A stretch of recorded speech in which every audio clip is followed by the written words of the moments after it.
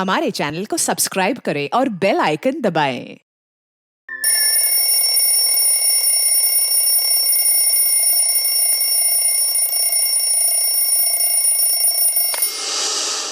ये सर में दर्द क्यों हो रहा है? चाय पीती हूँ, बेहतर महसूस होगा।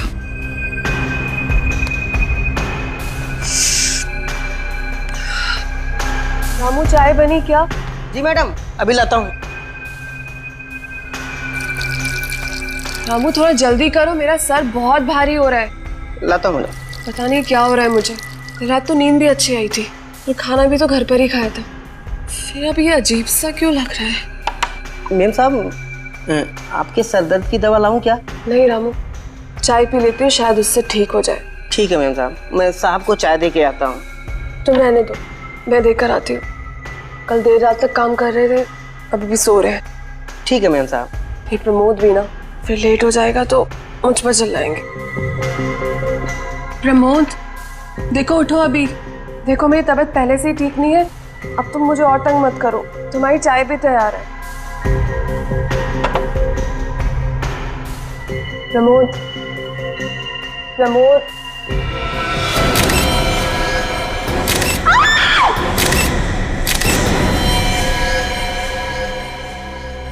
कैसे हो गया ये सब? मैम साहब, अपने आप को संभालिए, होनी को कौन टाल सकता है मैम साहब। लगता है काफी करीब से गोली मारी गई है छाती पे, और गोली लगते ही इसकी मौत हो गई, क्योंकि बेड से उतरने की भी कोशिश की हो, ऐसा देख के लगता तो नहीं है। कोई हाथापाई के निशान नहीं है। ऐसा लगता है कि जब खूनी ने गोली मारी तब ये गहरी नींद में सोए हुए थे। तुम इस घर के नौकर हो रामू? जी साहब। यहीं रहते हो?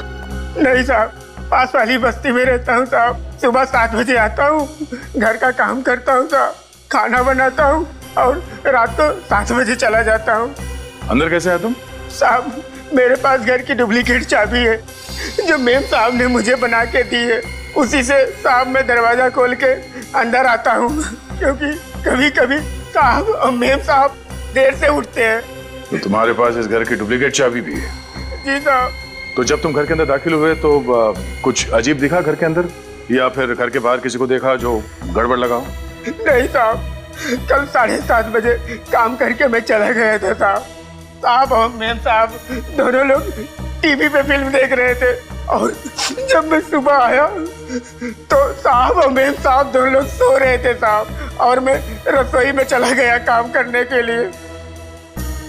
सर, यहाँ पे तो कुछ नहीं है। कुछ नहीं है? पूरे घर की तलाशी लेते हैं, चलो।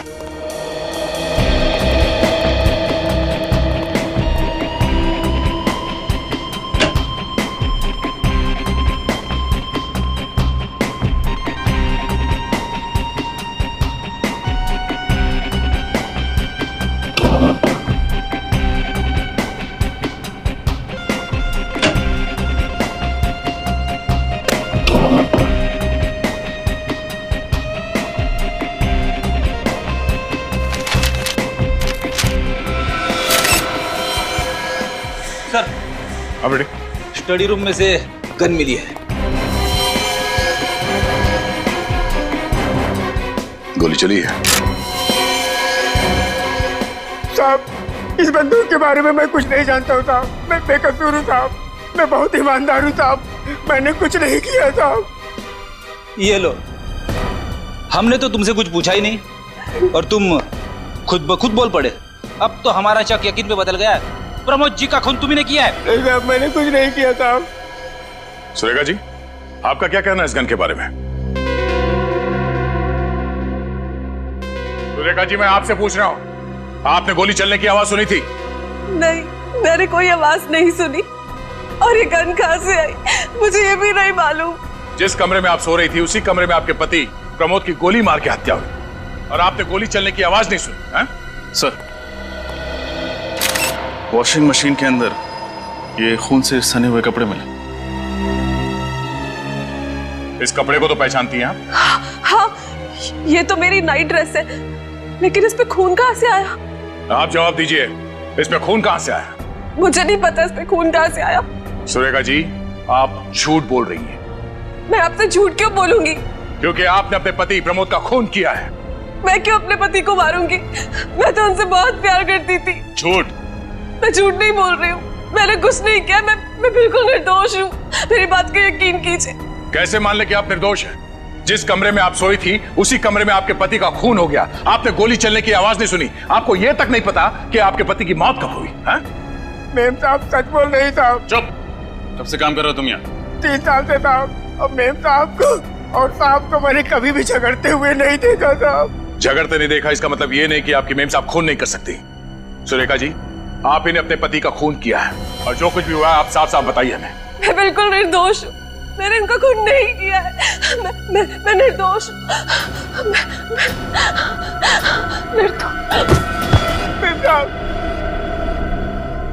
ये क्या? ये वाकई बेहोश हो गई है या बेहोश होने का नाटक कर रही है? एक काम करो, इन्हें अस्पताल लेके जाओ। सारे सबूत और प्रमोद की लाश को फॉरेंसिक लैब भिजवा दो। मेरा शक एकदम सही निकला। ये गोली जो प्रमोद के शरीर में से मिली है, ये इस पिस्टल से चली है और इस पिस्टल पर सुरेखा की उंगलियों के निशान है। क्या? सुरेखा के? और इस नाइटर्स पे जो खून लगा है वो किसका है? ये खून भी प्रमोद का ही है। अच्छा, इसकी मौत कितने बजे हुई?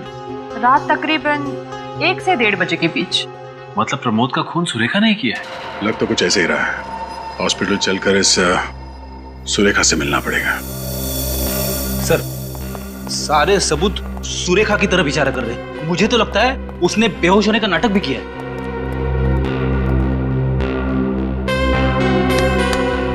उठ, उठ। ये लो, ये तो सपनों की दुनिया में। इसे अभी हकीकत की दुनिया में ले जाते हैं। उठो, उठो। ड्यूटी पर सोने का पगार मिलता है क्या तुम्हें?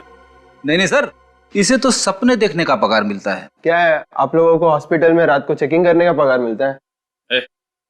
एक तो चोरी, ऊपर से सीना चोरी। हाँ? चोरी? कौन सी चोरी? मैंने कौन सी चोरी की? काम चोरी की है तुमने। जाओ ना, क्यों दिमाग खराब करते हो? वैसे भी पेशेंट को मिलने का टाइम खत्म हो गया। चलो कल 5 से 7 के बीच में आना। चलो, good night. Good morning. CID? Surekha ji इसी कमरे में है? जी सर। चलो दिखा।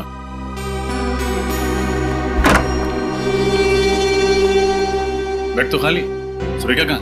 रात को 11 बजे चेकिंग के समय तो मेम साहब कमरे में थी, अचानक किधर गायब हो गई? जो सवाल हमें तुमसे पूछना चाहिए वही सवाल तुम हमसे पूछ रहे हो। सर, हमें इस पूरे हॉस्पिटल की अच्छी तरीके से छानबीन करनी पड़ेगी। आने के छानबीन तो करनी होगी। पूरा हॉस्पिटल छान मारो, देखो सुरेखा कहाँ।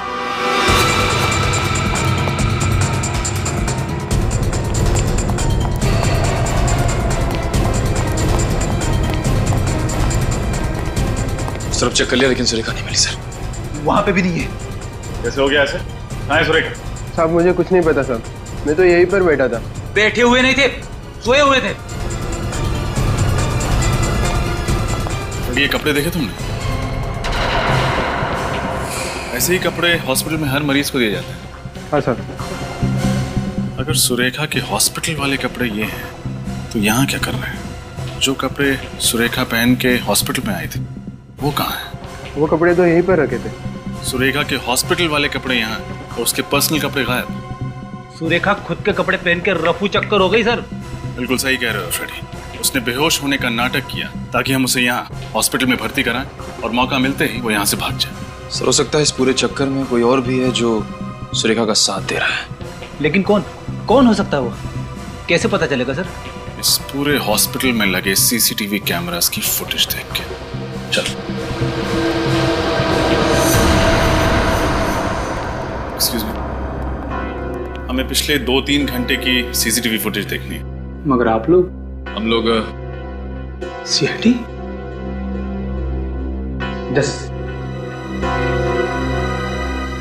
ये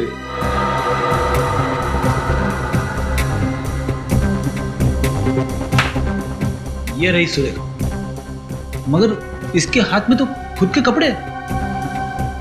और ये ऐसे चल रही जैसे इसमें कोई जान ही नहीं है।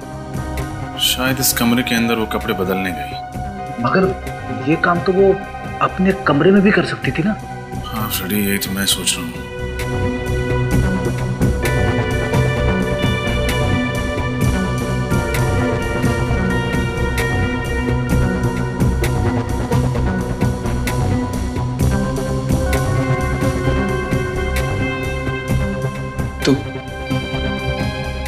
ये सुरेखा तो हॉस्पिटल के गेट से बाहर चली गई। सुरेखा को अचानक हुआ क्या और हॉस्पिटल से निकल के वो गई कहाँ? पता नहीं किसकी नजर लग गई हमारी बेटी की खुशियों पर। उसका तो हंसता खेलता परिवार उजड़ गया।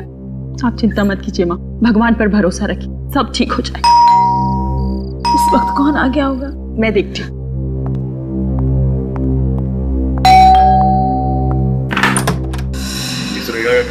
जी, लेकिन वो तो इस वक्त हॉस्पिटल में है। थी, अब नहीं है। हॉस्पिटल में नहीं है तो कहाँ है? ये आपको पता होना चाहिए। पूरे घर की अच्छी तरह तलाशी। अरे तलाशी? एक सेकंड, ऐसे कैसे आप तलाशी ले सकते हैं? आप लोग हैं कौन? सीआईडी। सीआईडी? मगर आपको तो मालूम है कि वो अपने पति प्रमोद की लाश को देखकर बेहोश हो गई थी। सब नाटक था ताकि वो हॉस्पिटल में भर्ती हो सके और फिर हमारी आंखों में धूल झोंक कर वहां से भाग सके। लेकिन सुरेखा ऐसा करेगी क्यों? आप उस पर झूठा इल्जाम लगा रहे हैं। आप बहुत अच्छे से जानते हैं सुरेखा, आपकी तारीफ। सर, ये हमारी बहू है, अमेरिका से आई है अपने भाई की शादी के लिए। आप सुरेखा की भाभी? जी। आपके पति मतलब कि सुरेखा के भाई आपके साथ आए? जी, वो मेरे साथ नहीं आए, उन्हें कुछ जरूरी काम आ गया था, लेकिन अब वो फ्लाइट में बैठ चुके हैं, कल तक पहुंच जाएंगे। सर, सुरेखा घर में नहीं है। बताइए, कहाँ छुपा के रखा आपने अपनी बेटी को? मैं क्यों छुपाऊंगी सर? क्योंकि आपकी बेटी सुरेखा जी ने अपने ही पति का खून किया है। क्या? जी हाँ। एक मिनट, आप लोगों के पास सबूत क्या है कि सुरेखा ने ही प्रमोद का खून किया? मौका वारदात से जो हमें गन मिली उस पर सुरेखा की उंगलियों के निशान। उसके अलावा खून करते वक्त जो कपड़े उसने पहने थे वो खून से सने कपड़े उसी की वॉशिंग मशीन से बरामद हुए। नहीं सर, मेरी बेटी अपने पति का खून क्यों करेगी? भला कोई अपने ही हाथों से अपना सुहाग उजाड़ सकता है क्या? पैसों के लिए उजाड़ेगी। पैसों के लिए? जी हाँ, पैसों के लिए सगा भाई भाई का खून कर सकता है, तो एक पत्नी अपने पति का खून क्यों नहीं कर सकती? नहीं सर, सुरेखा को पैसे की कोई कमी नहीं थी। उसके पिताजी ने सारी जायदाद उसके नाम कर दी थी, बंगला, गाड़ी, सब कुछ। आपको यकीन नहीं आता है तो मैं कागजात आपको दिखा देती हूँ।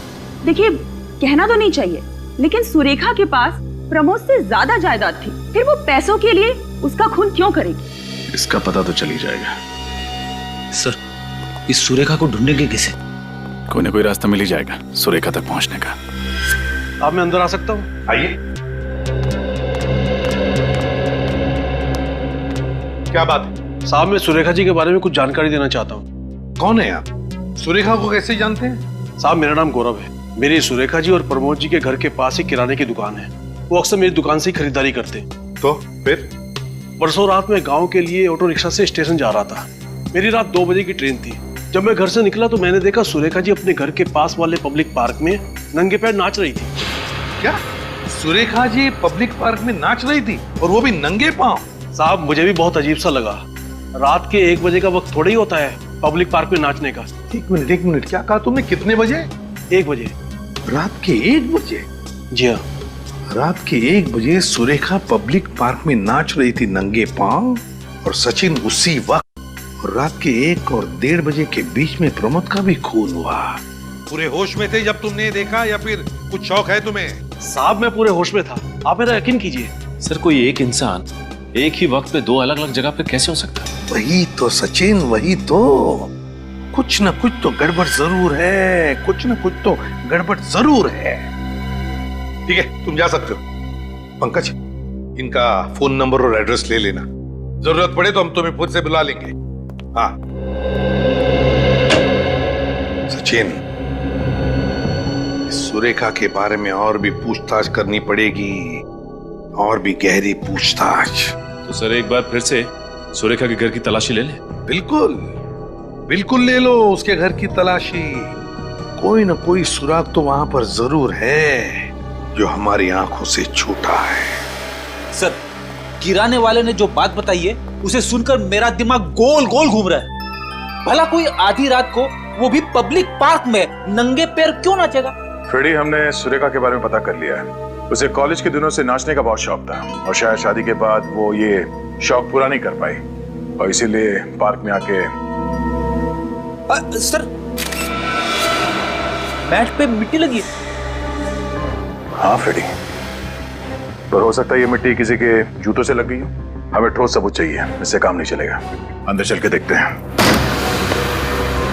एक एक कमरा छान मारना, किसी भी चीज को नजरअंदाज मत करना। जल्दी।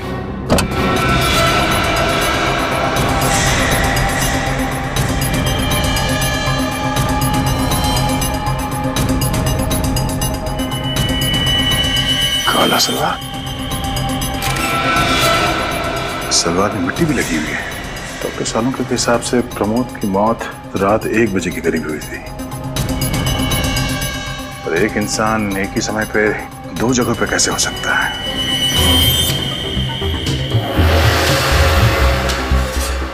या तो वो अपने पति का खून करके सबूत मिटा रही होगी या फिर पार्क में डांस कर रही होगी। अब ये क्या चक्कर है? सर, सुरेखा की मेडिकल फाइल मिली है। अच्छा,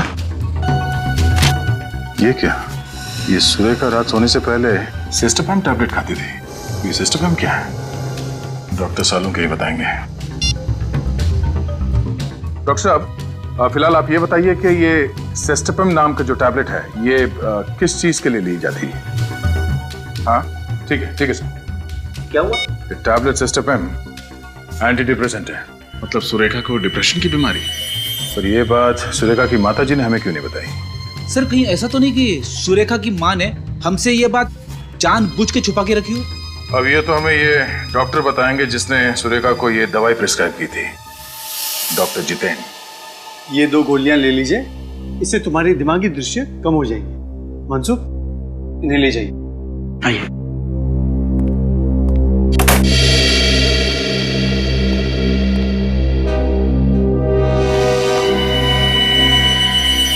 आप लोग अंदर कैसे आ गए? अपॉइंटमेंट ली? सॉरी आपको परेशान करने के लिए। दरअसल आपसे बहुत जरूरी काम था, इसलिए बिना अपॉइंटमेंट ही अंदर चले आए। कौन है आप लोग? मुझसे क्या चाहते हैं? हम लोग CID से। हमें आपकी पेशेंट सुरेखा के बारे में कुछ जानकारी चाहिए। सुरेखा? पूछिए, क्या पूछना है? आपने ही सुरेखा को ये एंटी डिप्रेसेंट टैबलेट सिस्टोपैम दिया था ना? हाँ, ये मैंने प्रिस्क्राइब की थी। डॉक्टर साहब, क्या आप बता सकते हैं कि सुरेखा को कौन सी बीमारी थी? देखिए, मैं एक साइकियाट्रिस्ट हूँ और साइकियाट्रिस्ट होने के नाते मैं अपने किसी भी मरीज के बारे में किसी को भी कुछ बताना उचित नहीं समझता। हम समझ सकते हैं, लेकिन सुरेखा के पति प्रमोद का खून हो गया, वो भी उन्हीं के घर में। खून हो गया? कब? परसों रात को। परसों रात को? और हमेशा के कि सुरेखा ने अपने पति का खून किया और खून करने के बाद वो गायब हो गई। जी हाँ, दरअसल बात यह है कि सुरेखा हमारे सामने बेहोश हो गई और जब हमने उसे अस्पताल में भर्ती किया तो वो अस्पताल से भाग गई। भाग गई? डॉक्टर साहब, अगर आप हमें बता देंगे कि सुरेखा को क्या बीमारी है तो हमें केस सॉल्व करने में आसानी हो। देखिए, मैं कैसे? देखिए प्लीज, आप बताएंगे आपने उसे ये एंटी डिप्रेसेंट क्यों दी थी? क्या उसे किसी किस्म का डिप्रेशन था? जी, सुरेखा को डिप्रेशन नहीं था। सुरेखा को दरअसल नींद में चलने की बीमारी थी। नींद में चलने की बीमारी? जी। सर कहीं ऐसा तो नहीं कि सुरेखा ने नींद में ही अपने पति का खून कर दिया? डॉक्टर साहब, नींद में चलने वाला आदमी नींद में खून कर सकता है? वेल, हाँ भी और ना भी। मतलब क्या सुरेखा ने इससे पहले भी नींद में कोई अजीब सी हरकत की थी? प्रमोद ने मुझसे कहा था कि एक बार रात को जब उठा तो सुरेखा बिस्तर पे नहीं थी। पूरा घर छान मारने के बाद उसने देखा सुरेखा घर पर भी नहीं थी। फिर वो जब उसे ढूंढने के लिए बाहर निकले तो उसने देखा कि सुरेखा पब्लिक पार्क में नंगे पांव नाच रही थी। पब्लिक पार्क में नाच रही थी? जी। इसका मतलब सर किराने वाला सच बोल रहा था? उसे बचपन से नाचने का शौक भी तो था।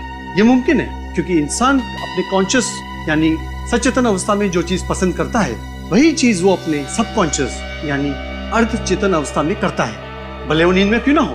लेकिन डॉक्टर साहब, नींद में कोई किसी का खून कर सकता है? वेल, इस संभावना को नकारना नहीं जा सकता, क्योंकि कुछ साल पहले अमेरिका में एक ऐसा केस हुआ था जहाँ पे एक आदमी ने अपने भाई का खून कर लिया और कोर्ट में यह साबित हुआ कि वो अपने भाई से बेहद नफरत करता था।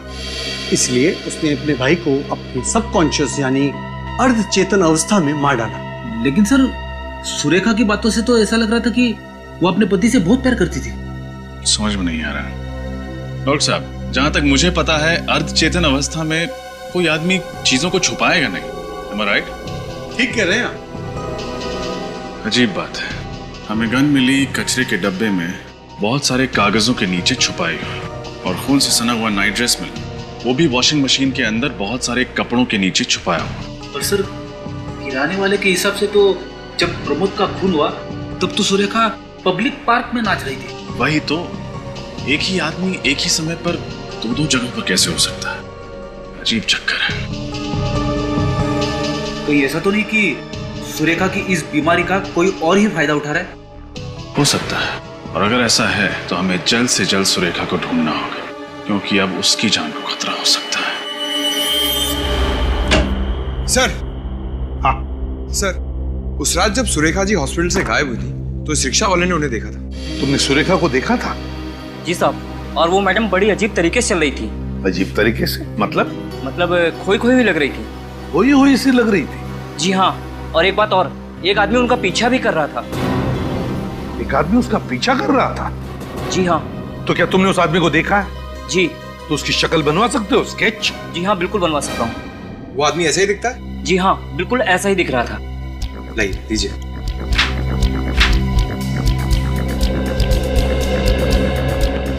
सर। हाँ, ये लीजिए स्केच।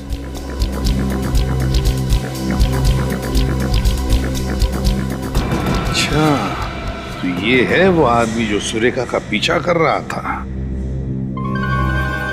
रेडी? क्या हुआ? कुछ नहीं सर। सर, इस आदमी को मैंने कहीं देखा है। तुमने देखा इस आदमी को? हाँ सर। कहां पर? याद करो, याद करके बताओ।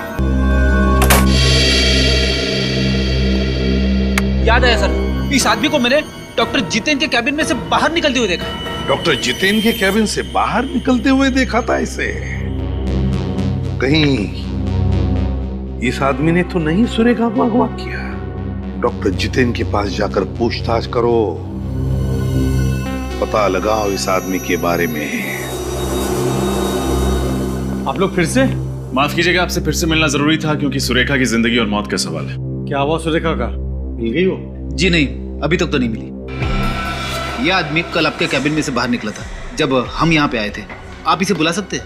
ये तो मेरा असिस्टेंट मनसुख है, लेकिन इसका सुरेखा के साथ क्या लेना देना? हमें शक है कि इसी ने सुरेखा को अगवा कर लिया।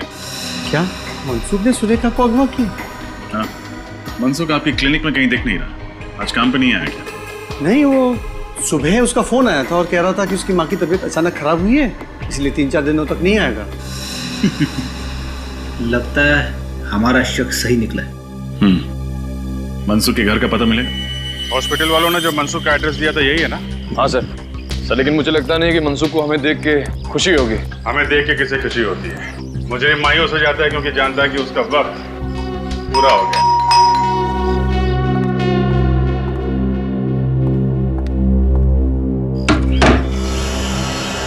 मनसुख है घर में? नहीं। आपसे कितने पैसे उधार लिए उसने? अरे वाह, इतनी ईमानदारी, वो भी आज के जमाने में। कमाल है। ईमानदारी नहीं सर, मजबूरी कहिए इसे। कैसी मजबूरी? वैसे आप लोग कौन हो? सीआईडी। सीआईडी?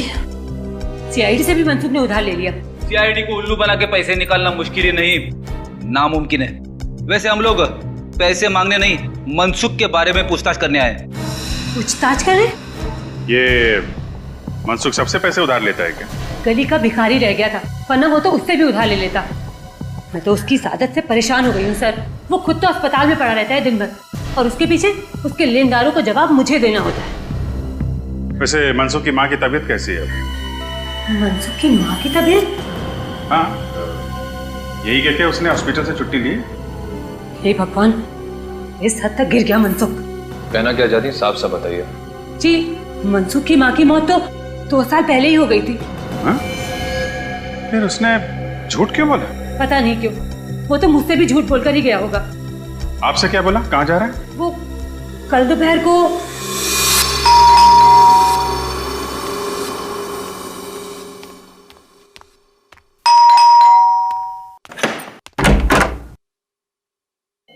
आ गए तुम? कब सुधरोगे तुम? मैं कुछ कह रही हूँ। अरे कुछ बोलते क्यों नहीं हो? और ये तुम्हारे हाथ में क्या है? अरे छोड़ो। तो यहाँ छोड़ो।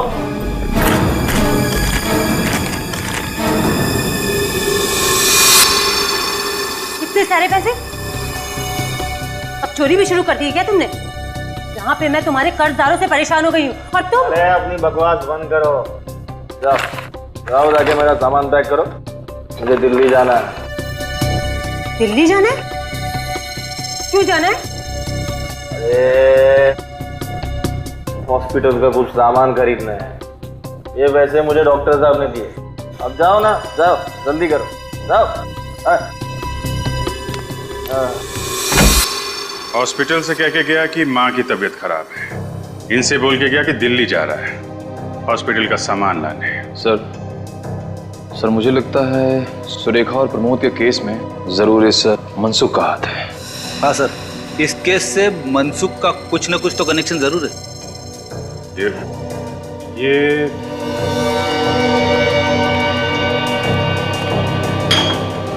शराब की बोतलें। इस मनसुख को शराब पीने की आदत है क्या? जी सर, जब तक 2 बोतल देसी दारू न पी ले उसे नींद ही नहीं आती है। ये सारी कमाई वो दारू में ही उड़ा देता है। यहाँ तक कि मेरे पिताजी ने उसकी नौकरी लगवाई कलकत्ता में, उसने जाने से मना कर दिया। मना कर दिया? क्यों? क्योंकि उसकी मनपसंद देसी दारू यही मिलती मुंबई में। सर सुरेखा को अगवा करके जो पैसे मनसुख को मिले हैं वो पैसे उसने देशी दारू पे ही उड़ाए होंगे। समझे फ्रेडी? देशी दारू। हाँ सर, मुंबई में जितने भी देसी दारू के अड्डे हैं वहीं पे जाना पड़ेगा। जाना तो पड़ेगा, मगर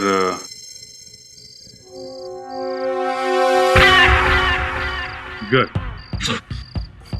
अच्छा, याद है ना तुम्हें क्या करना है? हाँ, मनसुख के बारे में पूछताछ करनी है। Very good. और अगर कोई पूछे कि तुम कौन हो तो यही कि मैं एक सीआईडी ऑफिसर फ्रेडी हूँ।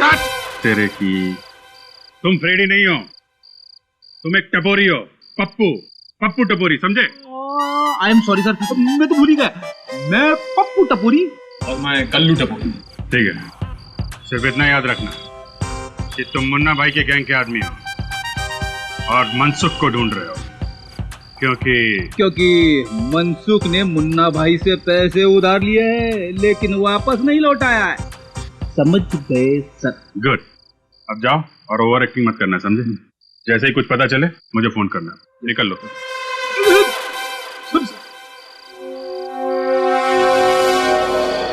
आई सुन, इस पंडर को पहचान देगा? भाई साहब, इसे देखा है क्या? ये अपन के एरिया का नहीं है। ध्यान से देख, पहचानेगा तो माल मिलेगा ना। अरे ठीक से देखो ना। तुम भी देखो ना। अरे बाबा, बोला ना, आपने पी रखी है क्या? आदमी का टुकड़ा पहचान दो क्या? हाँ, आपको बोल रहा हूँ। अरे पी तुमने रखी है? नहीं पहचानता, जाओ यहाँ से। सर वो उधर चेक कर लिया लेकिन कुछ पता नहीं चला। मुझे भी कुछ नहीं मिला है, ना मनसुख फंसुख कुछ नहीं है। एक बार बचता है, रोशनी बात। वहीं पे चल के मनसुख पे रोशनी डालते। चलो।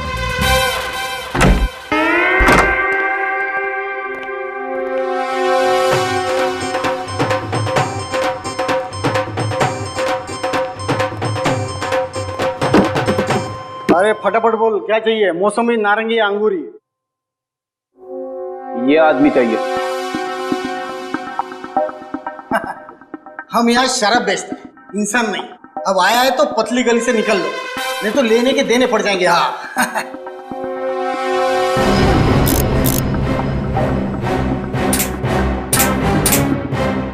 एक गोली शरीर के अंदर जाएगा और तुम 4 कंधे पे इधर से बाहर जाएंगा।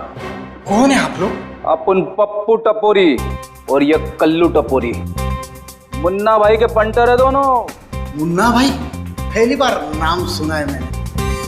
बड़ा डेंजर आदमी है, लोग उसका नाम लेने से डरते हैं। कोई उसका नाम लेगा नहीं तो तुम सुनेगा कैसे? अच्छा, ऐसा है क्या? अब चल फटाफट बता, मनसुख पिछले 10 घंटे में इधर आया था कि नहीं आया था? देख, उसने मुन्ना भाई से पैसे उधार लिए और फिर गायब हो गया, समझा? देख, अगर तुम अपन को बताएगा कि मनसुख किस कोने में गिरा पड़ा है तो अपन तेरे को मालामाल कर देगा। सचमुच? तुम अपन को इनाम देगा तो अपन तुम्हारा काम क्यों नहीं करेगा? फटाफट बता, मनसुख किधर है? कल रात को मनसुख इधर आया था। हाँ, फुल 2 दारू पिया, और रहने के लिए एक कमरा मांगा। अपन ने सिर्फ 500 रुपए में उसको पीछे वाला खोली दिया सोने के वास्ते। अब चल फटाफट दिखा उसका खोली किधर है। अपना धंधे का टाइम है ना, अपन अभी नहीं आ सकता है।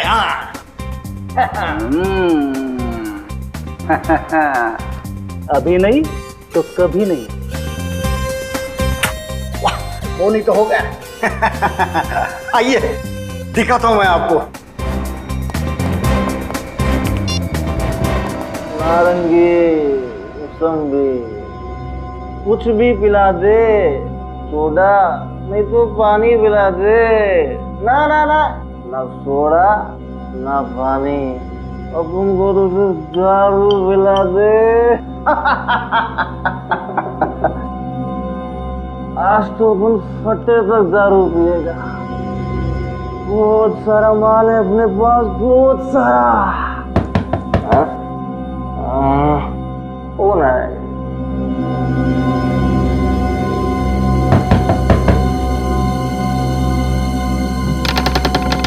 अरे जेठ, तुम जियो हजारों साल।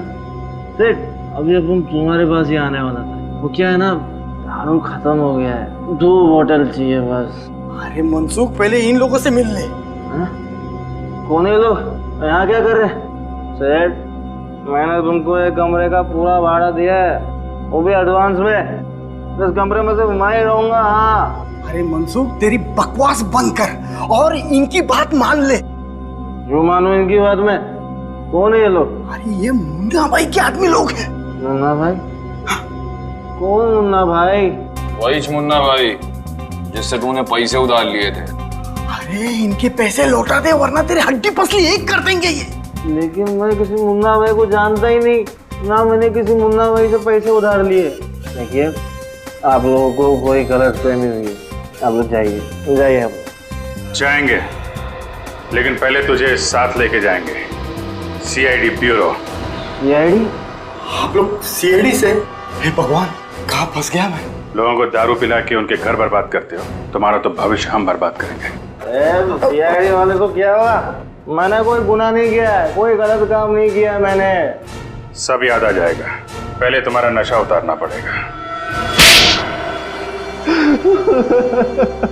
सुरेखा को किडनैप किया, उसके पति का खून किया तूने? नहीं सर, तो प्रमोद के खून से मेरा कोई लेना देना नहीं है सर। मैं कसम खाकर कह रहा हूँ, मुझे इस बारे में कुछ नहीं पता सर। अच्छा, तो जब सुरेखा हॉस्पिटल से बाहर गई तब तुमने उसका पीछा क्यों किया? सर, सुरेखा को नींद में चलने की बीमारी थी। उन्हें पता था कि वो रात को नींद में चलकर हॉस्पिटल से बाहर आएगी, इसलिए उन्होंने मुझे पीछा करने को कहा सर। किसने? कौन था वो आदमी? सर, करीब 25-27 साल का आदमी था। उसका कद छोटा था सर। नाम? मुझे उसका नाम नहीं पता सर। सर, उसने मुझसे कहा कि वो सुरेखा का दोस्त है और वो सुरेखा की सुरक्षा की चिंता करता है सर। तो तुमने ये काम उसकी मदद के लिए किया है? तो ये दारू के पैसे कहाँ से आए? कर्जदारों के पैसे कहाँ से चुकाने वाले थे तुम? मैं मानता हूँ कि मैंने ये काम पैसों के लिए किया, पर सर मैंने किसी का खून नहीं किया है सर। सर, सुरेखा को बंगले में छोड़ने के बाद मुझे सुनने में आया कि सुरेखा के पति प्रमोद का खून हो गया है। सर, सीआईडी वालों को सुरेखा पर शक है। मैं डर गया था सर। मुझे लगा कि जब तक ये मामला ठंडा नहीं हो जाता मैं पैसे लेकर कुछ दिनों के लिए गायब हो जाता हूँ। बस सर, मैंने कुछ नहीं किया है सर। सर, आपको लगता है आदमी सच बोल रहा है? 25-27 साल का छोटे कद का आदमी जो अपने आप को सुरेखा जी का दोस्त कहता है, कौन आ सकता है? उसने इस काम के लिए तुम्हें क्यों चुना? क्योंकि सर, मैं साइकोलॉजिस्ट डॉक्टर जितेन की क्लिनिक में कई सालों से काम कर रहा हूँ। मुझे मालूम था कि सुरेखा उनकी पेशेंट है। मैं उनकी बीमारी से अच्छी तरह से वाकिफ था और सर वो मुझे पहचानती थी, इसलिए मुझे पता था कि जब वो जागेगी वो मुझे देखकर चौंकेगी नहीं। क्या मतलब है तुम्हारा? दरअसल सर, ऐसे मरीज नींद में कहीं भी चले जाते और जागने के बाद अगर वो अपने आप को किसी अनजान जगह या अनजान लोगों के बीच पाते तो बौखला जाते सर वो। और सुरेखा मुझे जानती थी, इसलिए मुझे पता था कि ऐसी कोई तकलीफ नहीं होगी सर। इस वक्त सुरेखा कहाँ है? सर, मुझे नहीं पता, मुझे कुछ नहीं पता सर। सर, उस आदमी ने मुझे कहा कि सुरेखा जी जब जाग जाए तो उसे समझा बुझाकर एक बंगले में छोड़कर आना। सर, उसके बाद क्या हुआ मुझे कुछ नहीं पता सर, मैं सच कह रहा हूँ। सर, कहीं सुरेखा अभी भी उस बंगले में तो नहीं है? कहाँ है वो बंगलो जहाँ तुमने सुरेखा को छोड़ा था?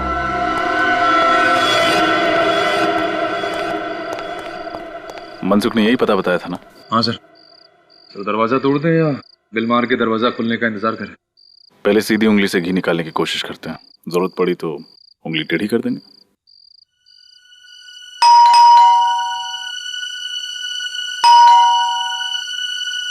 दरवाजा तो खुल नहीं रहा है, उंगली टेढ़ी करे। लेकिन दरवाजा तोड़ेंगे नहीं, कोई और रास्ता ढूंढते हैं अंदर घुसने का।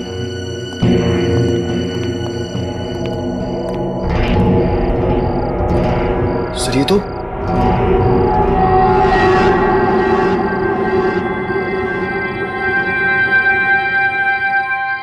तो सुरेखा है। इसने तो हेडफोन लगा रखा। हाँ, ये कर क्या रही?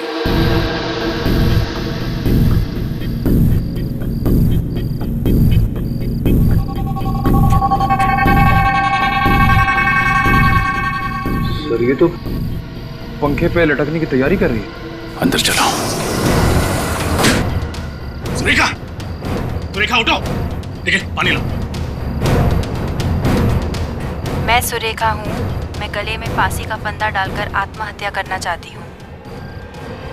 सुरेखा, सुरेखा होश में आओ, उठो।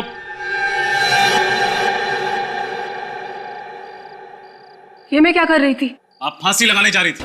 फांसी? जी हाँ, इस हेडफोन्स के जरिए आपको सम्मोहित किया जा रहा था। सम्मोहित? मैं सुरेखा हूँ।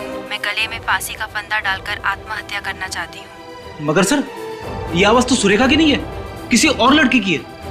हो सकता है ये जो कोई भी लड़की है, वो नहीं चाहती कि सुरेखा जिंदा रहे और उसी ने इनके पति प्रमोद का खून किया। हो सकता है। ये सब क्या हो रहा है मेरे साथ? मुझे कुछ समझ में नहीं आ रहा। आप घबराइए मत, हम इस सब की तह तक पहुंचे। मगर सर, हमें पता कैसे चलेगा कि इस सब के पीछे कौन है? इसी जगह पर खूनी का इंतजार करके, क्योंकि जिस लड़की की भी आवाज इस हेडफोन से आ रही वो यहाँ वापस जरूर आएगी। ये देखने की सुरेखा जिंदा है या फिर मर गई।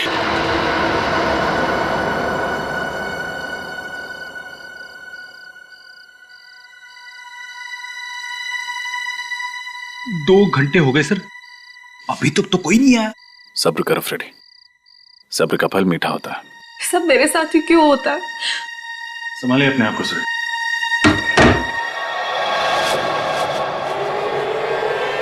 माय गॉड, यहाँ पर तो सिर्फ रस्सी है। सुरेखा कहाँ गई? सुरेखा पहुंच गई। सुरेखा यही है, जिंदा है और तुम लोगों का पर्दाफाश हो चुका है। कौन है आप लोग? हम लोग सीआईडी से। सीआईडी? कहाँ भाग रहे हो? कमर में दर्द हो जाएगा। कौन है आप लोग? बोलिए। और मुझे मारना क्यों चाहते थे? क्या आप इन्हें नहीं जानती? जी नहीं, मैं इनसे पहली बार मिल रही हूँ। अरे तो फिर ये लोग आपको क्यों मारना चाहते? इस बात का जवाब तो यही दोनों देंगे। क्यों मारना चाहते हो तुम सुरेखा को? हमने ये सब उसके कहने पे किया था। किसके कहने? जिसका ये प्लान था। किसका प्लान था? कुछ समझ नहीं आ रहा है माँ, हो क्या रहा है? मेरी भी कुछ समझ में नहीं आ रहा कि ये सब क्या हो रहा है। माँ, सुरेखा दीदी और प्रमोद जीजू का आपसी रिश्ता कैसा था? मतलब उनके बीच में कोई तनाव या झगड़ा हो रहा हो, या फिर जीजू का किसी और लड़की के साथ अफेयर हो और ये बात दीदी को पता चल गई हो, दीदी ने गुस्से में आकर उन्होंने जीजू का खून कर दिया हो। शर्म आनी चाहिए तुम्हें अपनी बहन के बारे में ऐसे बोलते हुए। तुम अपनी बहन के बारे में ऐसे सोच भी कैसे सकते हो?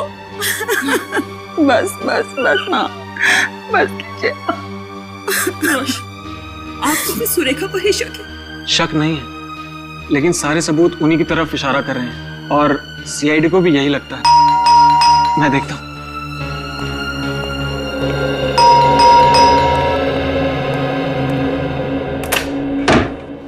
जी गई। मैं सीआईडी से। आप कौन? मैं सुरेखा का भाई रोशन हूँ। कहाँ है मेरी बच्ची? कुछ खबर मिली उसकी? पता चला, लेकिन क्या? लेकिन उसे बचा नहीं सके। बचा नहीं सके? कहाँ है सुरेखा? क्या हुआ उसको? उसने आत्महत्या कर ली। नहीं, ऐसा नहीं हो सकता। कह दो कि ये सब झूठ है। सुरेखा में छोड़ के ऐसा नहीं जा सकती। भगवान के लिए कह दीजिए कि ये सब झूठ है। भगवान ने आपकी बात सुन ली है। आप क्या कहना चाहते हैं? यही कि आपकी बेटी सुरेखा मरी नहीं है, जिंदा है। सुरेखा जी। माँ, मेरी बच्ची। भाभी, आप लोगों ने हमसे झूठ क्यों कहा? उसका जवाब है ये दोनों। आइए।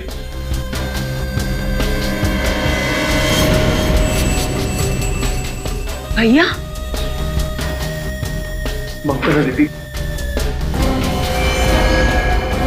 स्वाति जी, भागने की कोशिश बेकार है, सो प्लीज अब बताओ, क्या दुश्मनी थी तुम्हारी प्रमोद के साथ जो तुमने उसका खून किया? नहीं सर, प्रमोद से मेरी कोई दुश्मनी नहीं थी। मुझे तो परेशानी उस सुरेखा से थी। परेशानी? वो भी सुरेखा से? सुरेखा तो तुम्हारे पति की बहन है ना? परेशानी खड़ी की थी मेरे ससुर जी ने, जिन्होंने अपनी सारी की सारी जायदाद अपनी बेटी उस सुरेखा के नाम कर दी थी, और अपने बेटे यानी कि मेरे पति, उनको एक फूटी कौड़ी नहीं थी। जो बात मेरे बर्दाश्त के बिल्कुल बाहर थी। मगर प्रमोद ने क्या बिगाड़ा था तुम्हारा? उसका खून क्यों किया? क्योंकि मैं एक तीर से दो शिकार करना चाहती थी। एक तो प्रमोद का खून और दूसरा उसका इल्जाम सुरेखा पर। इससे सारा का सारा पैसा मेरे पति का हो जाता, सारी की सारी जायदाद मेरे पति को मिल जाती। और सुरेखा को नींद में चलने की बीमारी है, ये बात तुम्हें कैसे पता चली? मेरी होने वाली भाभी प्रिया, ये उसी हॉस्पिटल में काम करती थी जहां पर सुरेखा का इलाज चल रहा था। किसी ने उसे वहां देखा था और मुझे तुरंत बताया। मैंने ही इससे सुरेखा की बीमारी के बारे में और पता करने के लिए कहा था। वाह रे वाह प्रिया, वाह, अच्छा साथ दिया तुमने। और जैसे ही तुम्हें सुरेखा की बीमारी के बारे में पता चल गया, तुम्हारे दिमाग में वो घिनौना प्लान आ गया है ना? हाँ, मैंने इंतजार किया उस रात का, जब सुरेखा नींद में चलते चलते सामने के पब्लिक पार्क में जाकर नंगे पांव नाचने लगे। फिर मैंने प्रिया और राजेंद्र की मदद लेकर प्रमोद का खून करवा दिया। प्रमोद पर गोली किसने चलाई? गोली राजेंद्र ने चलाई थी। तो फिर सुरेखा के उंगलियों के निशान पिस्तौल पे कैसे आए? मैं अच्छे से जानती थी कि सुरेखा जब नींद की अवस्था में चलते चलते बाहर जाएगी तो वो कपड़े जरूर बदलेगी, इसलिए मैंने उसके कपड़ों के ऊपर पिस्तौल रख दी थी। और उसने वही किया जो मैं चाहती थी। उसने कपड़ों के ऊपर से पिस्तौल उठाई और उसकी उंगलियों के निशान उस पर आ गए। सब कुछ प्लान के मुताबिक चल रहा था, यहाँ तक कि सुरेखा के आत्महत्या का प्लान भी। पर पता नहीं आप लोग कहां से आ गए और सारा प्लान चौपट हो गया। चौपट तो तुम तीनों की जिंदगी हो गई। जिस दिन हम तुम्हारे प्लान के बारे में सब कुछ समझ गए, बस तुम्हारे मुंह से सुनना चाहते थे। अब शायद तुम तीनों को फांसी ही होगी, तब तक जेल की सलाखों के पीछे सड़ते बैठना। For more updates, subscribe to our channel, click the show links and enjoy watching the videos.